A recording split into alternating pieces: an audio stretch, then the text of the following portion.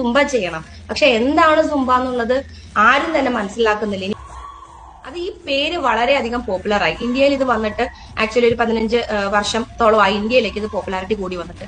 ഇന്ന് ലോകത്ത് 198 രാജ്യങ്ങളിലോളം സുംബ ഭയങ്കര പോപ്പുലറാണ്. എന്തുകൊണ്ടെന്ന് വെച്ചാൽ ഒരു ഗ്രൂപ്പ് ഫിറ്റ്നസ് ആക്ടിവിറ്റി എന്ന് പറഞ്ഞ ഒരു ട്രെൻഡ് കൊണ്ടുവന്നത് സുംബയിലൂടെയാണ്. അതായത് ഒറ്റയ്ക്ക് എക്സസൈസ് ചെയ്യുന്നതിലും കൂട്ടമായിട്ട് ചെയ്യുമ്പോൾ കിട്ടുന്ന ഒരു എനർജിയും അതിനകത്ത് നിന്ന് കിട്ടുന്ന ഒരു മോട്ടിവേഷനുമാണ് ഈ ഗ്രൂപ്പ് ഫിറ്റ്നസ് കാര്യങ്ങൾക്കൊക്കെ കൂടുതലായിട്ട് പ്രചാരം വന്നത്. അപ്പൊ അതിൽ ഏറ്റവും കൂടുതൽ അട്രാക്റ്റീവ് ആയിട്ടുള്ളതും ഒക്കെ ഭയങ്കര പെട്ടെന്ന് ഫേമസ് ആയി വന്ന ഒരു സംഭവമാണ് സുംബ. അപ്പൊ അതുകൊണ്ട് പേര് എല്ലാവർക്കും പോപ്പുലർ ആണ്, എല്ലാവർക്കും സുംബ ചെയ്യണം. പക്ഷെ എന്താണ് സുംബ എന്നുള്ളത് ആരും തന്നെ മനസ്സിലാക്കുന്നില്ല. ഇനിയിപ്പം എത്ര വലിയ സിറ്റീസിലാണെങ്കിലും ചെറിയ സ്ഥലങ്ങളിലാണെങ്കിലും സുംബ എന്നുള്ള വാക്ക് മാത്രം, അത് എന്താ സുംബ എന്ന് മനസ്സിലാക്കാൻ പലരും ശ്രമിക്കുന്നില്ല.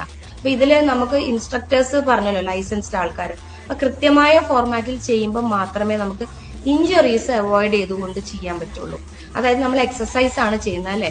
അപ്പൊ ഒരു ഫിറ്റ്നസ് ട്രെയിനറിന്റെ അടുത്ത് പോയിട്ട് നമ്മൾ ജിമ്മിൽ വർക്ക്ഔട്ട് ചെയ്യുന്നില്ല, അതുപോലെ തന്നെ സുംബ ചെയ്യുമ്പോഴും കൃത്യമായ അറിവുള്ള ആളുടെ അടുത്ത് പോയി ചെയ്യുമ്പോൾ മാത്രമേ അത് നമുക്ക് ആരോഗ്യത്തിന് ദോഷകരമല്ലാത്ത രീതിയിൽ നമ്മുടെ കൈ കാല് മൂവ്മെന്റുകൾ, ജമ്പുകൾ ഒരുപാട്, സ്ക്വാട്സുകൾ ഒരുപാട് ഒക്കെ ഉള്ള ഒരു ആക്ടിവിറ്റി. അപ്പൊ അതെല്ലാം ആ ഫിറ്റ്നസ് എന്ന് പറയുന്ന, അതായത് ബോഡി പോസ്ചറും നമ്മൾ ചെയ്യുന്ന മൂവ്മെന്റും ഒക്കെ കറക്റ്റ് അല്ലെങ്കിൽ നമുക്ക് അതിന് വിപരീത ഫലമുണ്ടാവും.